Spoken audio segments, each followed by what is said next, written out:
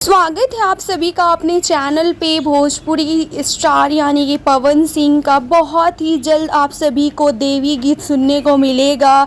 जी हाँ दोस्तों, आप सबको बता दूँ तो उनका एक बहुत ही सुंदर पचरा करके आ रहा है, जिस भोजपुरी गीत का नाम है सातों बहिनियाँ आइली। आप सबको बता दूँ तो 2022 का पहला देवी गीत होगा पावर स्टार पवन सिंह का, जिस गीत को लिखे अरुण बिहारी और म्यूज़िक दिए हैं इसमें छोटू रावत, और आवाज़ तो हमारे पावर स्टार पवन सिंह का ही है। तो बहुत ही जल्द कल या परसों में यह गाना आप सभी को सुनने को मिलेगा।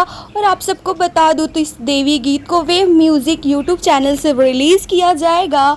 तो इंतज़ार कीजिए पावर स्टार पवन सिंह के इस देवी गीत के लिए।